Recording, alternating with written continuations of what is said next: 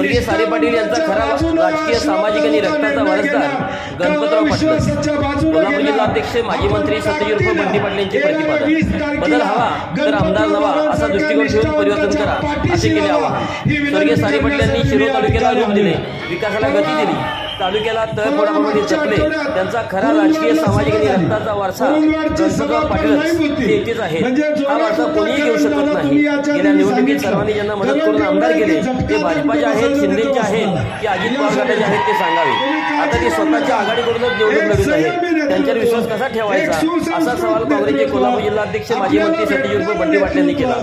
तसेच जातीय तेर समाजात भांडण लावण्याचा एकमेव अजेंडा महायुतीचा आहे.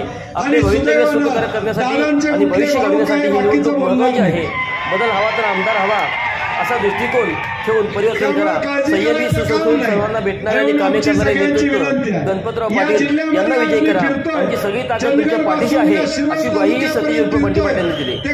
की निष्ठावंताच्या बाजूनं हा शिरोळ तालुका निर्णय घेणार का अविश्वासाच्या बाजूने घेणार.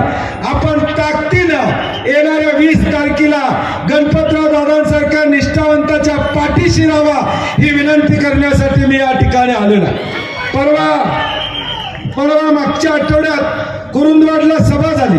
कुरुंदवाडची सभा पण लाईव्ह होती, म्हणजे जोरात होता करंट. दादा तुम्ही याच्या आधी मी सांगितलं करंट एवढा आहे की झटका आता कुठं बसायचं तिथं बसणार आहे या सभेचं. तुम्ही काळजी करू नका. एक संयमी नेतृत्व, एक सुसंस्कृत नेतृत्व, आपल्याला भेटणारं नेतृत्व, कधी फोन केला तर या ठिकाणी काम करणारं नेतृत्व आणि सुदैवानं दादांचे कुठले भाऊ काय बाकीचं बोलणार नाही. त्यामुळे काळजी करायचं काम नाही. आणि म्हणून आमची सगळ्यांची विनंती आहे. या जिल्ह्यामध्ये आज मी फिरतोय, चंदगड पासून या शिरोळ तालुक्यापर्यंत फिरतोय. ते काँग्रेस पक्षाचे आमदार निवडून यावे म्हणून, महाविकास आघाडीचे आमदार निवडून यावेत म्हणून.